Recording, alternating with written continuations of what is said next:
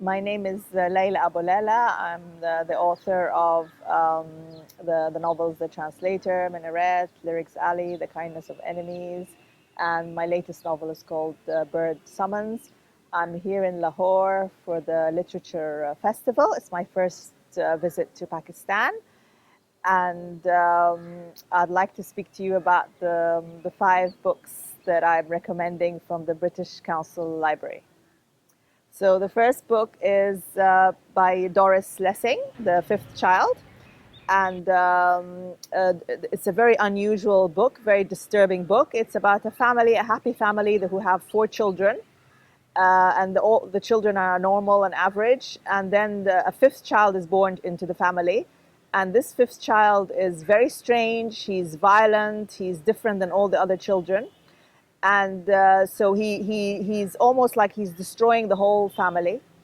And the mother and the father are very disturbed by him, and the mother and the father feel very differently about him. Of course, the mother feels more compassion towards this different child. And although this is a kind of a small novel, but Doris Lessing explores lots of important themes in this novel, and one of them is the natural instinct of a mother to love her child, no matter what kind of child he is, and also the whether evil is born or acquired. So in a way, the kind of novel hints that the child could be born with evil inside them, and that what makes the book a very disturbing one to read. Rebecca by Daphne du Maurier is one of my all-time favorite books. It was actually the first book that I read as a first adult book that I read as a child. I was 10 years old, and my family and I were on a safari in eastern Sudan. But instead of being interested in the animals and in the giraffes and in the jungle, all I could do was read this book because it grabbed me so much. And this book is about a young girl who marries. She meets and marries a widower, and he's a lot older than her, and he's very rich and sophisticated. And she goes to live in his house, which is a big, grand house by the sea. And Rebecca was his first wife, and Rebecca is always mentioned by everybody that this young lady meets. They always tell her that Rebecca was wonderful, Rebecca was beautiful, and she always feels that Rebecca was better than her. And there's also a housekeeper in the novel, and the housekeeper, causes problems for the young wife. It's a very sort of sinister book, and it's very gripping. Once you start reading, you don't want to stop reading it.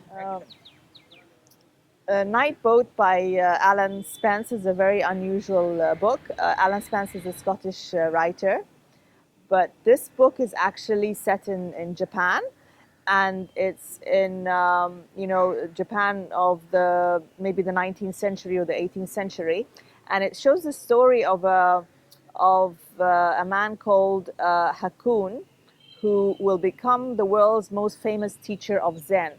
So it's a fictional life of a real person. And when you read this book, you gain a better understanding of Buddhism, and because the main character renounces ordinary life and he becomes a priest. So it's a very interesting look at the part of a culture that I didn't know anything about. I found it quite fascinating, and the way it's written also gives you a sense of this of some of the practices of Buddhism, such as meditation. And also there's a lot of haikus in the book that are also interesting to read. This is Palace Walk, the first part of the trilogy of the Nobel Prize winner Najib Mahfouz. It's about a family in Egypt in the First World War, and he actually follows the life of this family quite intimately throughout the three books, and this is the first of the books. So I think the whole of the trilogy is worth reading. And I certainly saw part 3 in the library, so you probably also have part 2. And it's really nice to see. This is really very much like a classic novel because it shows you the life of the family and also the political life that's going on, the changes that are happening in Egyptian society, the beginning of the independence from Britain and the independence movement. And the novel follows the different characters in the family. You know, the mother who sits at home all day, the young boy who gets caught up in a demonstration, the father who has kind of two faces. He presents this figure of a good person, but then during at night he goes to the nightclubs and things like that. So it's very interesting, and it follows the lives of the family, and you really get close to them. And as you read the second part of the trilogy, of course, you move forward in time and you see the child growing up and the characters growing up. And of course, they leave home, they themselves get married, they themselves have children.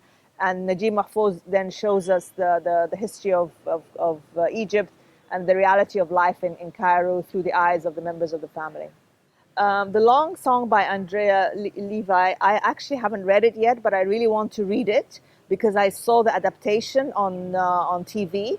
So it was adapted as a five-part series by the BBC, and it was really very well done, very well acted, and it's an amazing story about showing slavery in Jamaica and the life of this young girl and her relationship with the white master and and how things fall apart between them because at first he's very liberal and he shows compassion towards the African slaves, but then when he's under pressure he becomes also a racist himself.